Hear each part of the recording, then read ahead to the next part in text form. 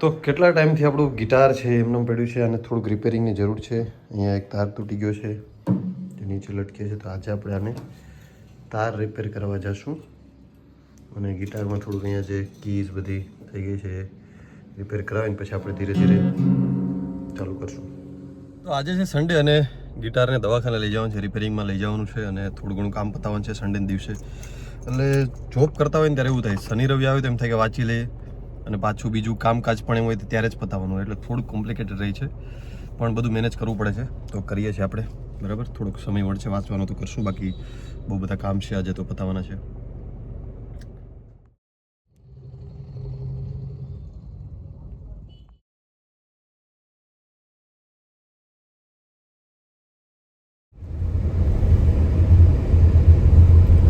જો તમે કદાચ ફ્યુચરમાં યુપીએસસી પાસ કરો અને કલેક્ટર બનો તો સોમનાથમાં પોસ્ટિંગ મળે ને ભાઈ, તો અહીંયા મસ્ત સરસ મજાનો દરિયાની એકદમ કાંઠે બંગલો છે, સરસ મજાનો વ્યૂ, સનિક વ્યૂ આવે છે. આ છે સોમનાથ ચોપાટી. હવે ગિટારને સર્વિસિંગમાં મૂક્યું છે, થોડીક વાર અડધી કલાક જેવું લાગશે, ત્યાં સુધી આપણે થોડું આંટા મારીએ અને કામ પતાવીએ.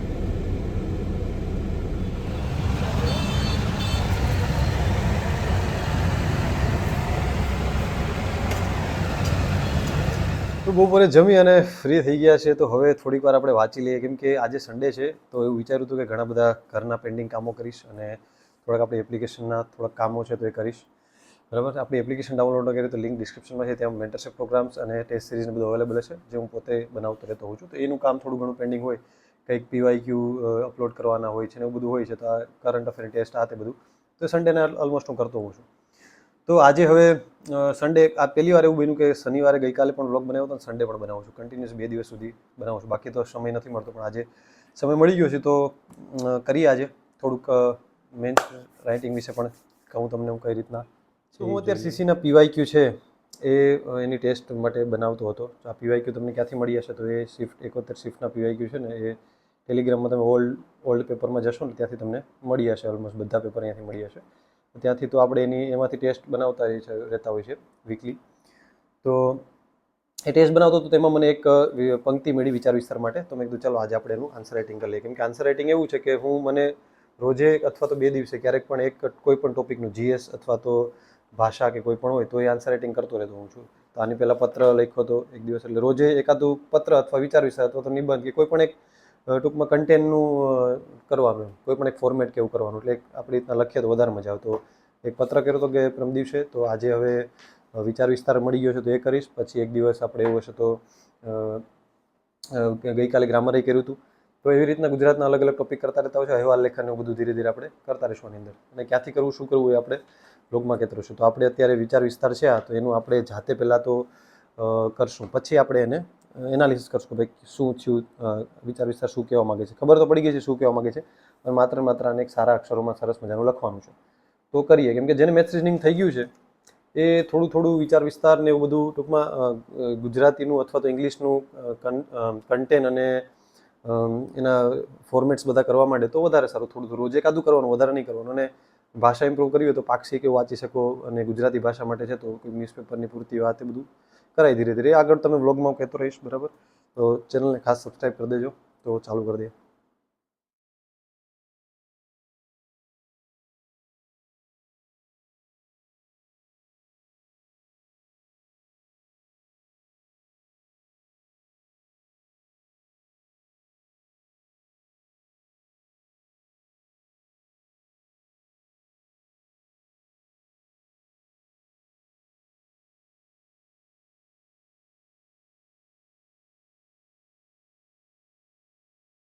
આપણો વિચાર વિસ્તાર રેડી છે. આ રીતના વિચાર વિસ્તાર તમે જોઈ શકો છો. વચ્ચે ક્યાંક ઉદાહરણ અથવા તો કોઈ મહાન વ્યક્તિએ કીધેલું કથન પણ અહીંયા ચોંટાડી શકો છો, કે આ બાબતે ગાંધીજીએ કીધેલું છે કે જો તમે આંખની સામે આંખ માગશો તો એક દિવસ આખી દુનિયા આંધળી થઈ જશે. તો આમાં એવું જ કીધું છે પંક્તિમાં કે ભાઈ પાપીને મારશો તો પાપ ડબલ થઈ જાય, કેમ કે તમે પણ એક પાપ કરો છો. એના કરતાં પાપની સામે સાચા દિલથી, શુદ્ધતાથી, નૈતિક ગુપ્ત બળથી લડવું જોઈએ. આવું બધું આખું સમજાવવાનું છે. તો ધીરે ધીરે જેમ જેમ લખશો એમ આવડતું જશે. હજી પણ હું પણ મારું ઇમ્પ્રુવમેન્ટ લાવું છું તો ધીરે ધીરે.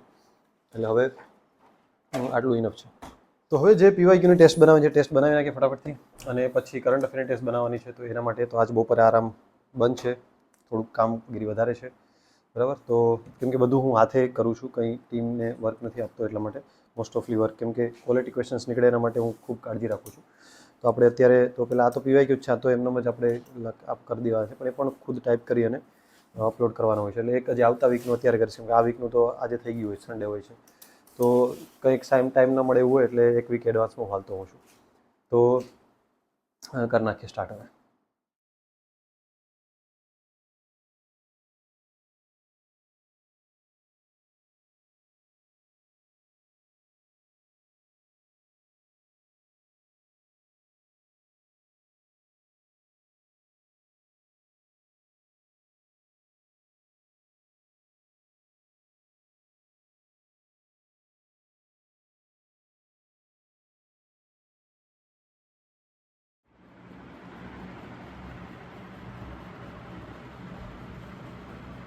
આપણું ગિટાર દવાખાનેથી આવી ગયું છે, રેડી થઈ ગયું છે. ગીત વગાડીએ એક બે, થોડુંક સંભળાવીએ.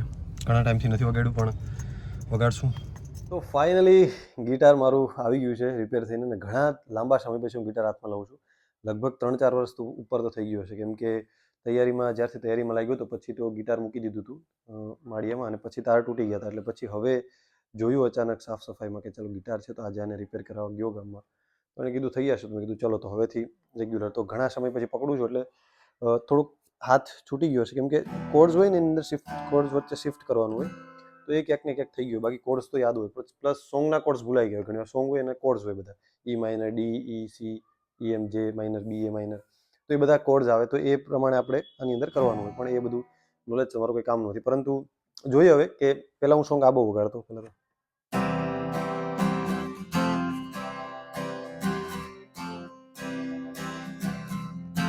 सारी उम्र हम मर मर के जिए, एक पल तो अब जीने दो એ પેલા વગાડતો બહુ, પણ હજી થોડુંક એમાં કચાશ આવે છે, હજી પરફેક્ટ નથી વાગતું, પણ વાગી ધીરે ધીરે. પછી પાણીદા રંગ દેવક્ય પણ સારું છે.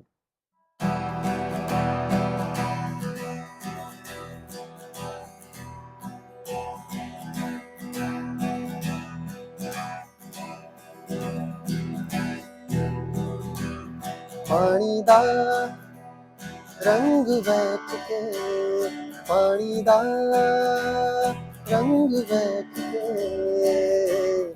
અખિયાં જો હજૂર દે, અખિયાં જો હજૂર દે, માહિયાના આયા મેરા, માહિયાના આયા. હજી કોર્ડ શિફ્ટિંગ વચ્ચે થોડુંક કચ બોલે છે, કેમ કે જ્યારે પણ કોર્ડ શિફ્ટ કરીએ સી માંથી ડી તરફ જાય તો થોડુંક પ્રેક્ટિસનો અભાવ, કેમ કે પ્રેક્ટિસ થાય આ બધી વસ્તુ તો છે, પણ આ તો જસ્ટ એમને સંભળાવવા ખાતર સંભળાવી દીધું. તો આજનો વ્લોગ અહીંયા સુધી રાખીએ, નેક્સ્ટ વ્લોગમાં મળીએ, બરાબર. ત્યાં સુધી બધાને all the best, C you, best of luck.